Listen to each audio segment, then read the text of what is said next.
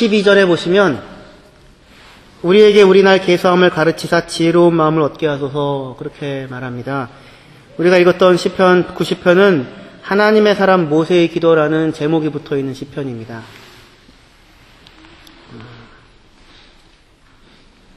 아마도 120살 가까이 됐을 때에 모세가 기도하는 그 내용을 담고 있는 것으로 보입니다. 우리에게 우리 날 계수함을 가르치사 지혜로운 마음을 얻게 하소서.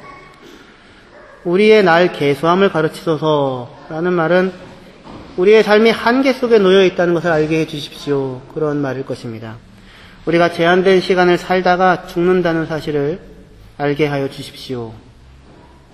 그리하여 지혜로운 마음을 갖게 하십시오. 그렇게 기도하고 있습니다. 전도서 7장 4절에 보시면 지혜자는 그 마음이 잔치집이 아니라 초상집에 있다고 합니다. 미련한 자는 그 마음이 잔치집에 있지만 지혜로운 사람은 그 마음이 초상집에 있다라고 합니다. 지혜자는 슬픔을 좋아하는 우울한 사람이라는 뜻이 아니겠지요. 그런 게 아니라 지혜자는 자신의 삶에 끝이 있다는 사실을, 그래서 주어진 시간이 얼마나 소중하다는 사실을, 그래야 그 주어진 시간을 어떻게 합당하게 보낼까 생각하는 사람이라고 하는 사실을 뜻할 것입니다. 우리는 우리 삶에 끝이 있다는 사실을 알아야 하고 2014년 끝이 있듯이 끝이 있다고 생각하지 못하고 지금까지 달려오셨잖아요. 그렇죠? 폭죽 터지니까 끝이구나 생각하는데 아마 폭죽 안 터졌으면 끝인지도 모르고 지나갈 수도 있었을 것입니다. 1월 1일 날 쉬니까 미리 장봐놔야 되니까 이게 끝이구나 생각하지, 그렇지 않으면 그냥 그것도 모르고 아마 그냥 그 직전까지 지나갔었을 것입니다. 하지만 우리 삶에 끝이 있다고 하는 사실을 알아야 하고 그럴 때에 지혜로운 마음을 가질 수 있을 것이다 말합니다. 우리는 모세의 기도에서 그와 관련하여서 두 가지 중요한 교훈을 얻을 수 있었으면 좋겠습니다. 지금 모세의 기도에서 나오는 지혜는 어린아이의 몫이 아니라 어른의 몫입니다. 살아온 삶을 바탕으로 하여서 가질 수 있는 지혜에 대한 이야기입니다. 물론 성경은 때로 지혜에 있다고 하는 어른들이 아니라 어린아이와 젖먹이들이 지혜를 깨닫고 그들이 하나님을 찬양한다는 말씀을 하시기도 합니다. 그러나 여기서 어린아이들의 지혜라고 하는 것은 삶을 살아낸 사람들이 갖는 지혜가 아니라 지혜의 근본이라고 할 수 있는 하나님을 경외하는 것에 대한 것일 것입니다. 하나님을 찬양하는 것에 대한 것일 것입니다. 아무리 사람이 많이 배우고 나이가 많아도 하나님을 경외하지 못하고 하나님을 찬양하지 못한다면 그 지혜는 아무것도 아닌 것이겠지요. 사람이 아무리 지혜를 쌓고 바벨탑을 높이 쌓는다고 할지라도 하나님은 그것을 보기 위해서 하늘 꼭대기에서 땅으로 내려오셔야만 했었습니다. 사람이 아무리 에베레스트 산같이 높은 탑을 쌓은들 우리가 보기에는 어마어마하고 커 보이지만 그러나 하나님은 하늘에서 그것을 보실 때에는 그것을 보시기 위하여 이 땅에 내려와야만 하는 것이었습니다. 이 땅이나 그 높은 곳이나 별 차이가 없습니다. 돛진 개찐입니다. 그런데 사람들은 우리가 볼 때에는 그렇게 생각하지 않는 것이지요. 하나님 경외가 없는 인간의 지혜는 진정한 진리에 다다를 수 없습니다. 하늘까지 쌓겠다고 했지만 터무니없는 것이었습니다. 파편적인 깨달음은 있을 수 있을 것입니다. 하지만 하나님 경외가 없다면 손바닥에 모래가 빠져나가듯이 다 빠져나갈 뿐입니다. 하나님 경외가 없다면 아무리 많은 시간을 살더라도 그것은 쌓여지지가 않습니다. 그런 의미에서 우리는 어린아이의 지혜도 이야기할 수 있겠지만 본래 지혜라고 하는 것은 하나님을 경외하며 인생을 살아온 사람의 지혜입니다. 지혜의 말을 담아놓은 잠언은 아버지가 또는 어머니가 자기 자녀에게 들려주는 지혜의 말입니다. 그러니까 지혜는 인생을 삶을 살아온 결과로 생겨나는 것이 정상적인 것입니다. 하나님을 경외하며 그것이 근거가 되어 삶을 살아온 사람의 지혜, 그것이 여기 시편 90편의 모세의 노래가 보여주고 있는 지혜입니다. 여기서 우리가 금방 확인할 수 있는 지혜의 내용은 첫 번째로 인생의 날들이 얼마나 빨리 지나가는가 하는 것입니다. 그렇죠. 순식간에 밤의 한 순간처럼 지나갑니다 말합니다. 그리고 그러한 인생 속에서 사람이 마주치는 것이란 수고와 슬픔뿐이다 라는 사실 또한 확인할 수 있습니다. 그리고 그 수고와 슬픔의 배면에는, 뒷면에는, 뿌리에는 인간의 죄인됨과 어리석음이 놓여져 있다고 말합니다. 보통 사람들은 인생에 대해서 이렇게 적나라하게 마주하지 않습니다. 물론 누구나 세월이 빠르다는 사실은 다 인정하고 이해합니다. 하지만 인간의 죄인됨과 어리석음, 그것이 뿌리가 되고 근원이 되어 나타나는 수고와 슬픔뿐인 인생, 하나님의 분노 중에 지나가는 인생에 대해서는 잘 알지 못하고 받아들이려고 하지 않습니다. 그럼에도 불구하고 보통 송년을 보내며 사람들이 하는 인사는 이렇습니다. 여러분, 올해 정말 힘든 한 해였는데요. 정말 고생 많으셨습니다. 내년에는 정말 기쁘고 행복한 일들만 가득했으면 좋겠습니다. 보통 그렇게 하시죠. 그 송년을 보내면서 하시는 이야기들이. 항상 그 해는 역대 가장 힘든 해였습니다. 항상 올해가 제일 힘들었고 제일 고생 많이 했다고 얘기합니다. 그러면서 내년도에 대하여 기쁘고 행복한 일들만 가득하길 바랍니다. 그렇게 기원을 매해마다 하는 것입니다. 이 사실에서 우리는 역설적으로 우리가 살아가는 매해가 사실은 그렇게 힘들고 고통스러웠고 정말 힘겹게 견뎌가는 시간이라는 사실을 스스로가 인정하고 있다는 사실을 확인하게 됩니다. 여러분들은 어떻게 삶에 기쁨이 있고 기쁘게 살아오셨습니까?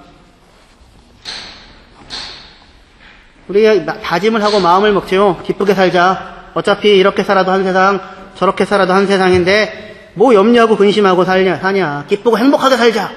그렇게 마음의 결심을 하고 다짐을 합니다. 근데 그렇게 사라집니까? 다짐할 때뿐이죠. 다짐이 필요한 거죠. 그렇게 되는 날은 많지 않습니다. 늘 이마에 주름이 잡힙니다. 팔자주름도 잡히고 주름이 잡힙니다. 스트레스 속에서, 불만 속에서 살아가곤 합니다.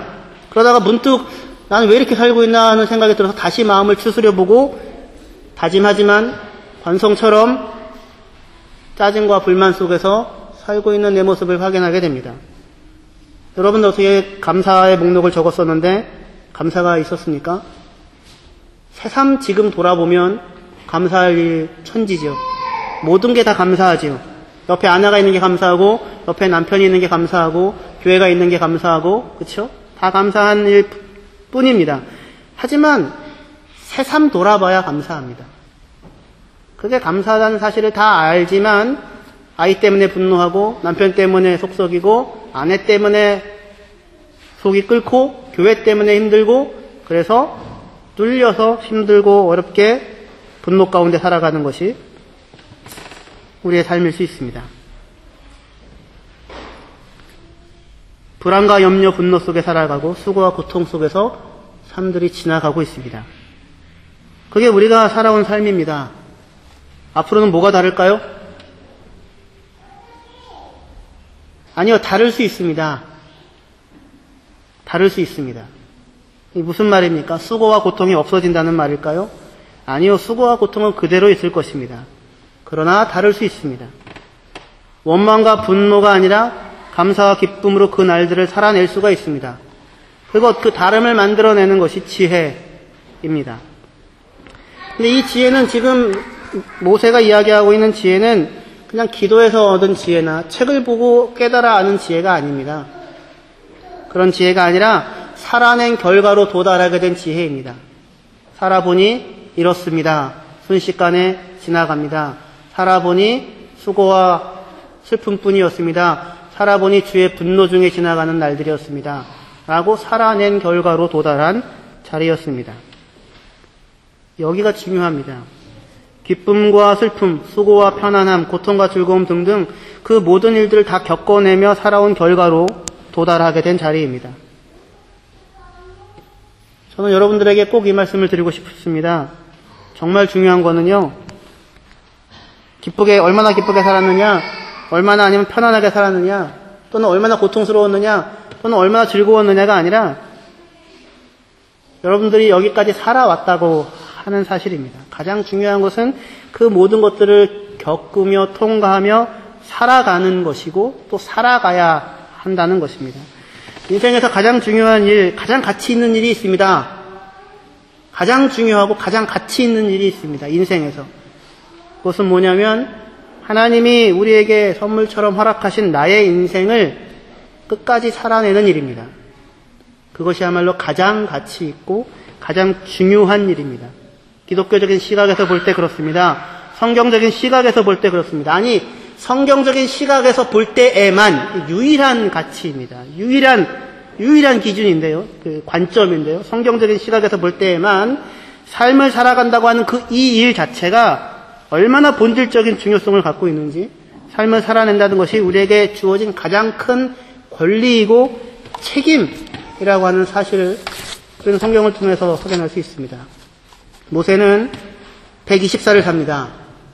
제가 40이 좀 넘었습니다. 그만큼 살려면 80년 가까이를 살아야 합니다. 제가 산 것보다 2배를 더 살아야 합니다. 지난 주일날 준경이가 12살 생일을 맞아가지고 초를 꼭 이렇게 불고 했죠. 축하했죠. 준경이를 보면서 제가 어깨를 두들기며 12살 이렇게 축하해 이렇게 얘기를 했습니다. 그랬더니 준경이 아빠가 김도성 성도님이 저를 보고 목사님 왜요? 돌아가고 싶으세요? 부러우세요? 그러는 거예요. 제가 그래서 소스라치게 놀랐습니다. 소스라치게 놀라고서 어떻게 나한테 그딴 소리를 하냐고. 내가 어떻게 여기까지 왔는데, 어떻게 여기까지 살아왔는데 그런 생각만 해도 끔찍한 얘기하지 말라고. 왜 돌아가냐고 그렇게 얘기했습니다. 그리고 앞으로 살아갈 날만 해도 요즘 80 이상은 사니까 40년 이상 남았는데 만만치 않은 시간일 텐데 여기까지 제가 어떻게 왔는데 거기로 왜 돌아갑니까? 얼마나 많이 돌고 돌아서 부딪히고 울고 아프고 절망하고 고민하고 걷고 또 걸어서 여기까지 왔는데 왜 그리로 다시 돌아가라고 합니까? 여기까지 살아온 삶이 가치가 있다. 삶이 만들어낸 것이 있습니다. 그리고 앞으로 내 앞에 놓여있는 삶도 얼마나 버겁고 가파른 길일 텐데 이미 충분히 수고하며 슬퍼하며 여기까지 왔는데 또 이를 악물고 가야 할 것인데 그렇게 살아온 날들이 그렇게 지나온 날들이 그런데 빚어내는 지혜라는 것이 있습니다. 살아낸 사람만이 도달할 수 있는 자리입니다. 그것은 세상 어떠한 것과도 바꿀 수 없는 것이며 내가 살아난 나의 삶은 나라는 사람의 이름의 내용을 채우고 나라는 사람의 얼굴을 만들어내는 삶의 지문과도 같은 것입니다. 그런데 이 삶이 얼마나 가치 있고 중요한가를 확인할 수 있는 길은 제가 지금까지 살아온 삶이 너무너무 저는 소중하고 귀중하고 가치가 있거든요. 근데 여러분들도 그렇게 생각하세요? 남들은 그렇게 생각하지 않을 수 있으나 그러나 저에게는 이것이 얼마나 가치 있고 중요하고 소중한 삶인가 생각하게 되어지는 이유는 왜냐하면 하나님께서 지난 저의 삶들을 지켜오셨고 인도해 오셨다는 사실을 알고 있기 때문입니다. 하나님이 붙들고 지켜온 나의 인생이었음을 켜켜이 묻어진 삶의 곳곳에서 확인할 수 있기 때문입니다. 모세는 120년을 삽니다. 그 살아온 삶이 40년이죠. 애굽에서 왕자로 40년, 광야에서 목자로서 40년, 이스라엘 민족의 지도자로서 40년, 그 40년이 그 파란만장한 삶이 오늘의 모세를, 위대한 모세를 있게 했습니다. 그 기간 중에서 없어도 되는 시간은 없었습니다. 다시 돌아가서 더 잘 살아야 하는 문제가 아니었습니다. 다시 돌아가서 왕궁에서의 생활을 40년에서 80년으로 미디안 목자 생활을 빼버리고 40년에서 80년으로 늘려야 하는 문제가 인생이 아닙니다. 무엇을 이루고 무엇을 누리고 무엇을 성취하고의 문제가 삶이 아닙니다. 그것이 아니라 그 물리적인 시간, 하나님으로부터 흘러나와서 나를 관통하여 지나가는 시간, 그 시간을 자신의 발로 걸어서 건너온 사람만이 설 수 있는 자리, 모세의 지금 120살의 자리, 그것이 만들어낸 지혜가 있습니다. 그렇기 때문에 한 해 한 해 살아가고 있는 우리의 삶이 소중하고 한 해 한 해 지난 한 해를 더 살아온 여러분의 인생이 귀합니다. 하나님 안에서. 모세는 40년, 120년을 삽니다. 처음에 꿈을 꾸고 살던 40년이었죠. 화려하게 살던 40년이었습니다. 그런데 한순간의 실수로 인해서, 한순간의 혈기로 인해서 그 삶에서 추방당하고 도망자가 되고 맙니다. 그리고 미디안 광야에서 아무도 모르는 잊혀진 자로 40년을 또한 삽니다. 그러나 그 기간 결혼도 하고 아이도 낳고 아이도 키우며 살아갑니다.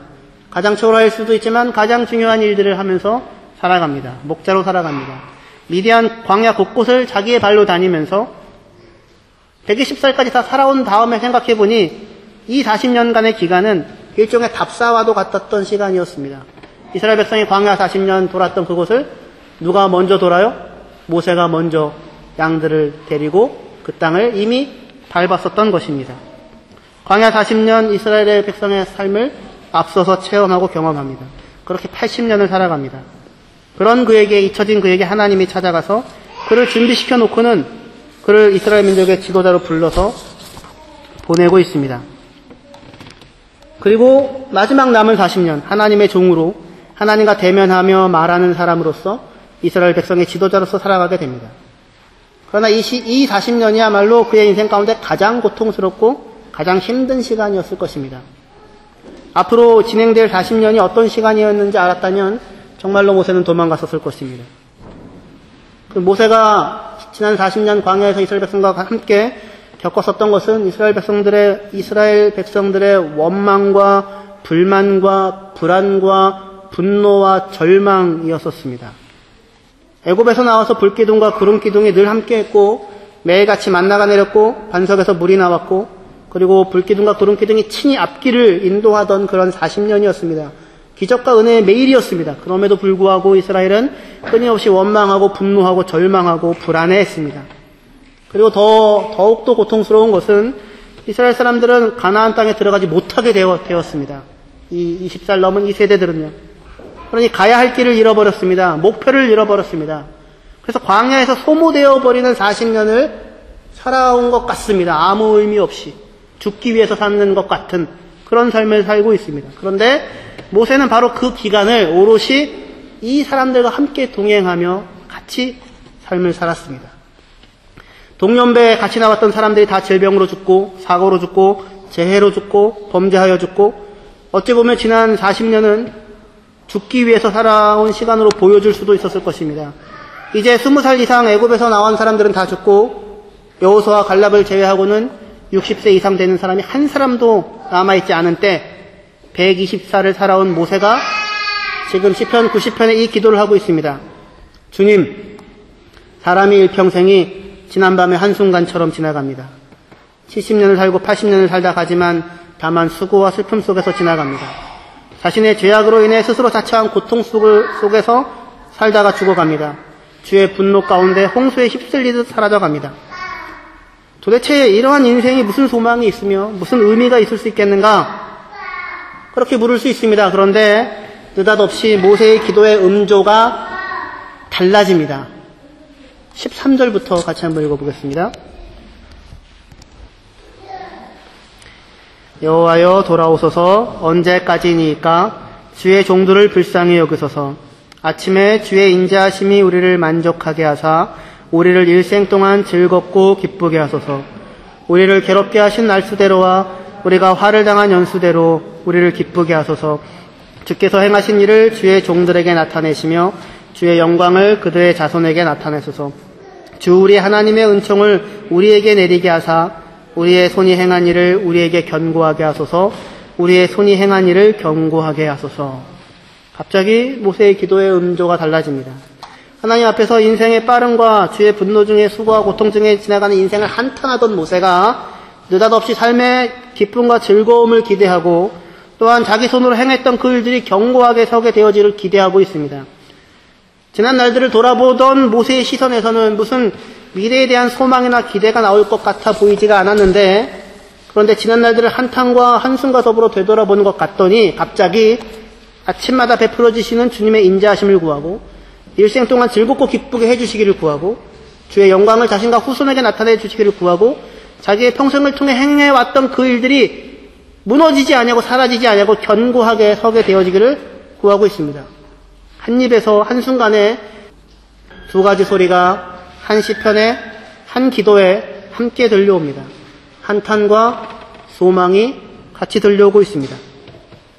어떻게 주의 분노 중에 날아가는 인생, 수고와 슬픔뿐인 인생 속에서 기쁨과 즐거움, 자기 손의 수고의 견고함을 소망할 수 있는가? 그렇게 물을 수 있을 것입니다. 대답은 여기에 있습니다. 모세는 어디서 죽게 됩니까? 가나안 땅에 못 들어가고 광야에서 이스라엘 백성과 운명을 같이 하여서 죽습니다. 그리고 모세 자신이 들어가지 못하고 광야에서 이스라엘 백성과 함께 그들과 운명을 같이 하여 죽을 것임을 너무나도 잘 알고 있습니다. 이 기도를 쓰면서도 알고 있었을 것입니다.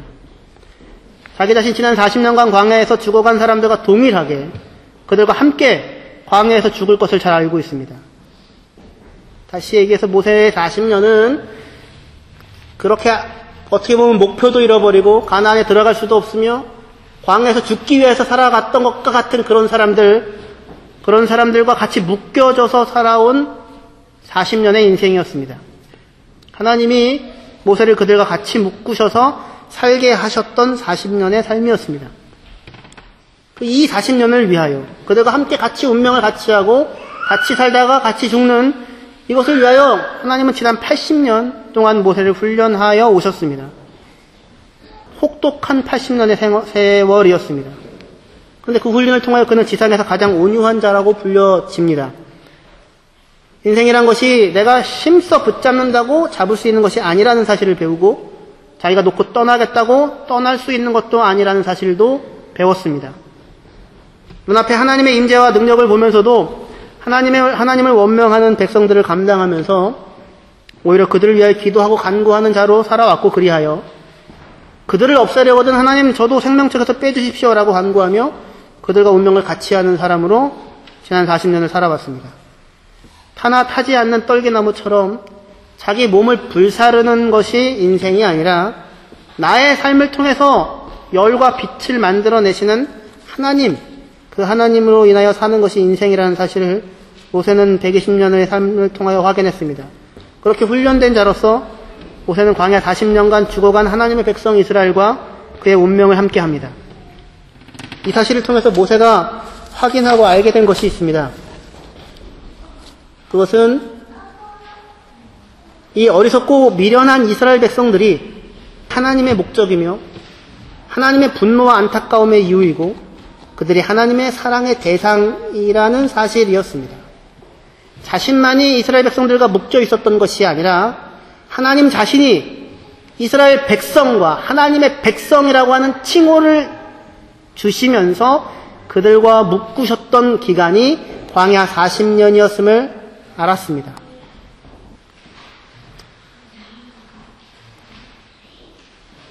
아니, 하나님은 우리를 이 시대와 사람들 속에서 그들과 함께 묶여진 자로 이 땅을 살아가게 하십니다.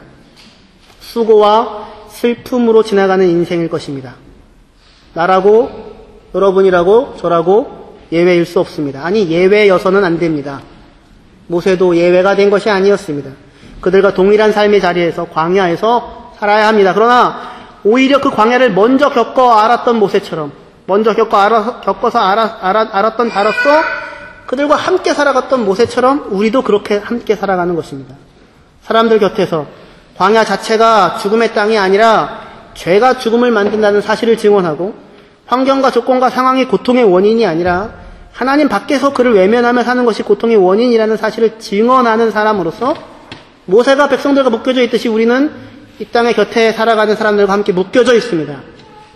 이 메마른 땅을 살아가면서 고통과 수고의 날을 살면서 범죄와 죄악과 어리석음을 살더라도 하나님께서는 단 하루도 신실하지 않으신 적이 없었고 우리를 포기하지 않으셨고 삶의 마지막까지 따라오시되 타협이 없으신 분이시라는 사실, 그래서 분노하고 계시는 분이라는 사실, 그만큼 우리를 사랑하시는 분이라고 하는 사실을 증언하는 사람으로서 이 땅을 살도록 우리는 우리의 인생과 삶을 허락받고 있습니다. 모세가 하나님을 대변하여 알고 그와 교제하고 동행하는 자로서 살았듯이 우리 또한 묶여진 이 사람들과 우리에게 허락된 삶 가운데서 하나님을 대면하며 알고 그와 교제하고 동행하는 자로서 이 땅을 살아갈 수 있고 이 땅을 살아가야 합니다. 그 책임과 권리가 주어진 것이 바로 우리의 인생이고 삶입니다. 그렇기 때문에 우리는 비로소 모세와 더불어 12절 이후의 그 내용을 우리의 기도로 할 수 있습니다. 우리에게 우리날 계수함을 가르치사 지혜로운 마음을 얻게 하소서. 여호와여 돌아오소서. 언제까지니까 주의 종들을 불쌍히 여기소서. 우리들을 불쌍히 여기소서. 아침에 주의 인자하심이 우리를 만족하게 하사 우리를 일생 동안 즐겁고 기쁘게 하소서. 우리를 괴롭게 하신 날수대로와 우리가 화를 당한 연수대로 우리를 기쁘게 하소서. 주께서 행하신 일을 주의 종들에게 나타내시며 주의 영광을 그들의 자손에게 나타내소서. 주 우리의 하나님의 은총을 우리에게 내리게 하사 우리의 손이 행한 일을 우리에게 견고하게 하소서. 우리의 손이 행한 일을 견고하게 하소서. 이것이 하나님께서 허락하신 우리의 인생과 삶입니다. 저와 여러분들은 모세와 같은 사람들입니다. 이스라엘 백성과 모세를 하나님 묶으셨듯이 이 땅에 있는 모든 사람들과 저희들을 묶어 놓으셨습니다. 그리고 우리에게 큰 은혜를 주십니다. 그것은 우리가 목적이 아니라 우리에게 묶여져 있는 이 사람들이 목적입니다. 우리는 하나님께서 그들을 목적하시는 분이라고 하는 사실을 우리의 삶을 통하여 증언할 수 있는 사람으로서 부름을 받습니다. 그것이 우리에게 허락되어진 삶이고 인생입니다. 마지막까지 살아내십시오. 이것이 가장 중요하고 가장 가치 있으며 그리고 저와 여러분들만이 해낼 수 있는 가장 큰 사역입니다. 사시되 하나님과 대면하여 아는 사람으로, 그의 얼굴을 보는 사람으로, 그와 교제하고 동행하는 사람으로, 아침마다 그의 인자하심을 맛보는 사람으로, 광야에서도 기쁨과 소망을 노래하는 사람으로, 그리고 우리의 손이 행한 일이 하나님으로 인하여 견고하게 되어질 것을 믿고 신뢰하는 사람으로 이 땅을 살아가시는 저와 여러분들이 되시기를 주의 이름으로 축원합니다.